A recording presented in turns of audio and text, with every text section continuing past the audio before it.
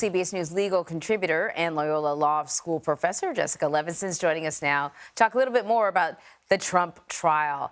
So, Jessica, 7 jurors picked, including a nurse, a teacher. I was sort of surprised, also a corporate lawyer. I don't know why I didn't think a corporate lawyer would be somebody they would want on the stand. But what are, attorneys looking for in a member of the jury? Well, very different things. I think for the prosecution, they're looking for members of the jury who will follow them step by step. And as you and I have talked about this case for a long time now, there are a number of steps that the jurors need to take in order to get to a conviction. For the defense, they're looking really all they need is that one juror who will say, I'm not so sure. You didn't prove it to me beyond a reasonable doubt. You want somebody who's going to question, maybe somebody who has issues with authority. You want somebody who is going to potentially have others join them. But at the very least, for the defense, somebody who will hold their ground and say, I don't care that the entire room is against me. I don't think they proved it up beyond a reasonable doubt. So you're looking for very different things, frankly. But jury selection, Judge Merchan is moving this along quite quickly. And we can see he certainly will have a very, I think, tight hold on this trial. I'm actually surprised that they are halfway there with their jury selection. Are you surprised by how quickly the process is going? So what we know is that this is really dependent on how a judge runs her or his courtroom and how much they control the attorneys. We also know that there were a number of steps in place to try and speed this along. At the end of the first day, the judge, I think, expressed some consternation, said, we're behind. And that was a key for all of us, that he's really watching the clock, that he knows the most precious resource in that courtroom is the jurors' time, and that he wanted to move things. And he did. He moved them much faster the next day.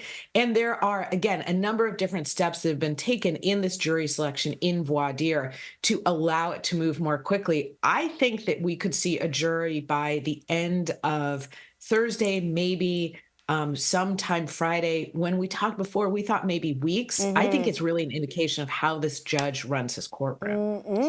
Okay, so speaking of that, Trump sort of spoke loudly and gestured towards a juror yesterday, and then some people have observed him like closing his eyes. Some people suggested he was falling asleep. We have no idea whether he was falling asleep or not, but we know his eyes were closed. How is the judge dealing with the former president's behavior? So I think very explicitly he has said to the former president, nobody will be intimidated in my courtroom. He imposed that gag order. And he also said, with respect to, you mentioned the former president gesturing, I think it was in response to a potential juror and social media post that they had made. He really admonished the former president. And I think, frankly, it's inevitable that we will see more of that. The question is just how heated it becomes. But we have a trial judge here. This is not his first trial. I think he knows exactly how he wants to control his courtroom. And again, the question is really just when the next one of those episodes occurs and exactly how strongly the judge responds, not if. Can I ask you one more question about the jury selection before we go? I know that we're kind of running out of time, but as I understand it, they are actually taking a number of precautions when it comes to the identity of these jurors, though I feel like we got an awful lot of information about them yesterday.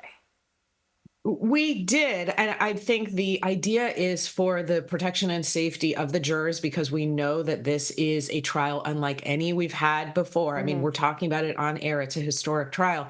Hopefully not enough to figure out who it is and to put them in any potential danger. But yes, we're hearing about, frankly, what we expected to. So we're hearing about gender, we're hearing about racial background, we're hearing about number of kids, whether or not they're married, professional background. But given the size of the jury pool, I think the idea is we can't say, oh, I know who it is. It's my coworker, it's my uncle, it's my cousin. And I think that will be key to the proceedings, is to making sure a fair trial means that the jury does not feel like they are making their decisions under any sort of threat of violence. All right. Jessica Levinson, thank you very much.